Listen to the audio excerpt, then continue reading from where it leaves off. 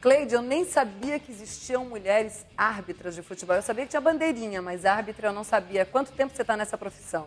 Bom, na verdade, Adri, essa profissão já é bem antiga. Mesmo? Mulheres sério, nessa profissão? Mulheres. Eu, pelo menos, já tenho 17 anos, né, na atividade. Mas como árbitra ou você era bandeirinha? Não, na verdade, assim, quando eu comecei, que faz muito tempo atrás, nós fazíamos as duas funções. Éramos árbitro central e o árbitro assistente, que é o famoso bandeirinha. Tá, peraí, mulher é árbitro ou árbitra? Tanto faz? Tanto faz. Tanto como você chama comandante para homem ou mulher, né? Você pode chamar árbitro para homens ou mulheres, né? Certo. Mas a FIFA classifica como Women's Referee.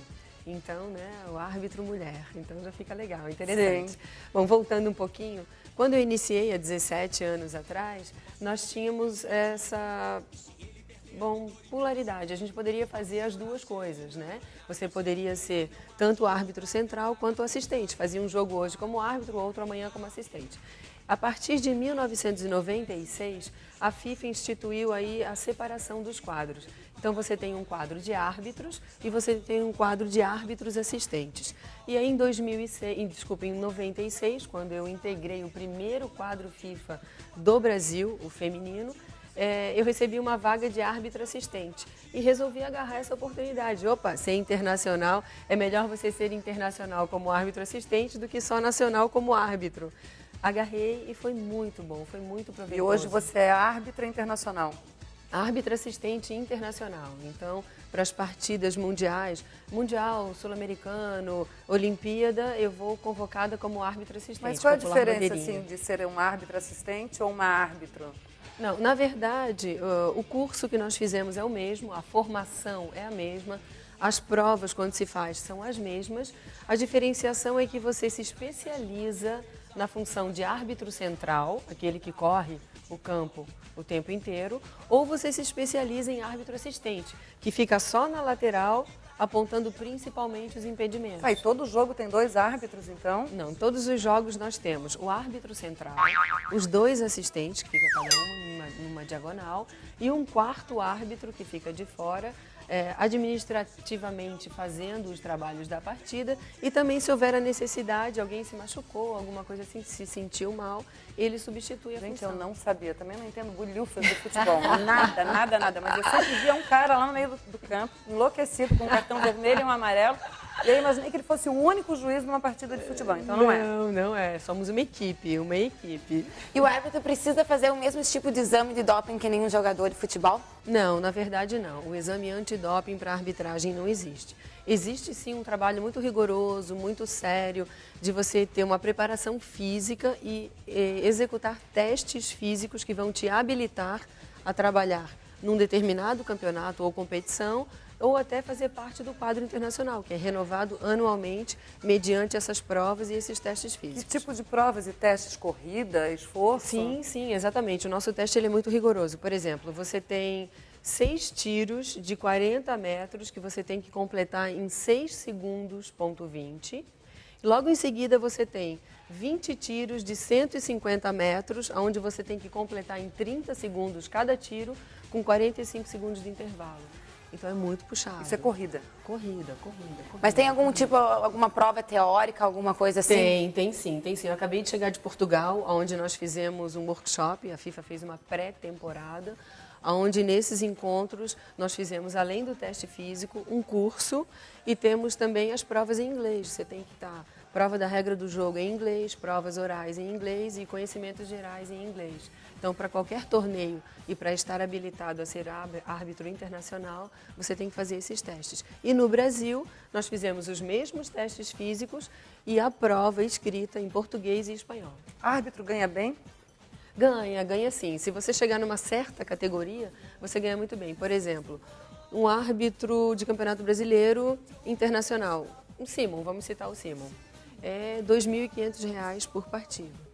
É bom, hein? Quantas partidas por mês mais ou menos se faz? Isso é muito relativo, porque agora tem o tal do sorteio, né? Antigamente você era só indicado e trabalhava, agora você precisa ainda passar pelo globo, a tua bolinha cair para você poder trabalhar. Vai um pouco da sorte. Vai também, um pouco então. de sorte, exatamente, em todo esse mise-en-scène. Então você tem de 2 a 4 partidas por mês. Bom, 4 partidas são R$10 mil, né? Não é nada Mas mal. essa não é a minha taxa. Eu adoraria que fosse, né? Essa não é a minha taxa. Tá, mas tem a classificações. Cleide também é gerente de banco, né, Cleide? Uma Então, responsabilidade quer dizer, grande. a arbitragem não é a tua profissão mesmo, quer dizer, principal. Não. Na verdade, assim, a arbitragem ela não é regulamentada.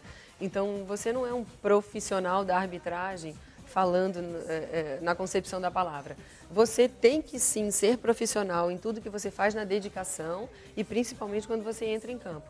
Mas você precisa ter uma atividade principal, que é a que vai, por exemplo, colocar lá o pão na minha mesa todos os dias, né? Então, por isso, eu tenho uma outra atividade, eu sou gerente geral de uma agência bancária, que é o meu foco principal, mas a arbitragem é minha paixão. E dá para conciliar as duas coisas? Uma coisa não atrapalha a outra em questão de tempo também, não? Assim, eu tenho que me virar muito, né? A minha vida, você até tentou falar comigo, você viu o quanto é corrido. Difícil encontrar essa mulher. É corrido, mas assim, quando eu tenho um torneio, por exemplo, eu estive na Nova Zelândia, fiquei 28 dias na Nova Zelândia, num torneio no Sub-17 feminino.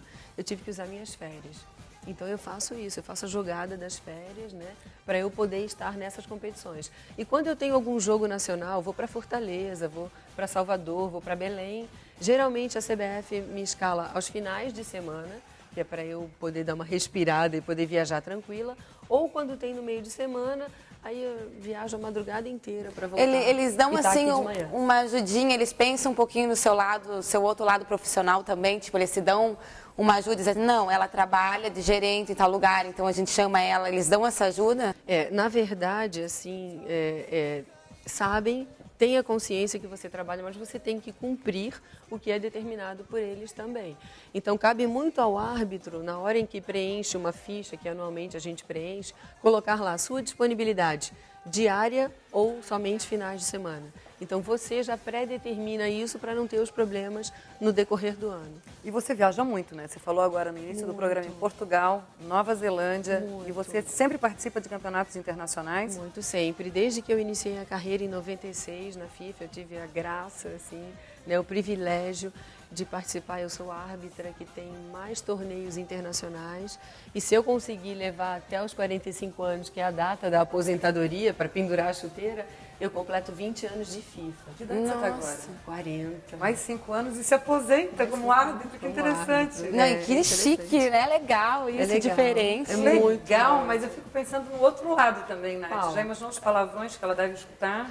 Ah, bom, mas isso é uma coisa que tem que entrar num vídeo e sair no outro, né? Se mas tu for você ficar escuta abalado muito. em cada... Escuta, não dá para se abalar, como a Nath falou, né? Tem que entrar aqui, sair aqui, porque se eu fosse me preocupar com isso, eu já tinha desistido há muito tempo.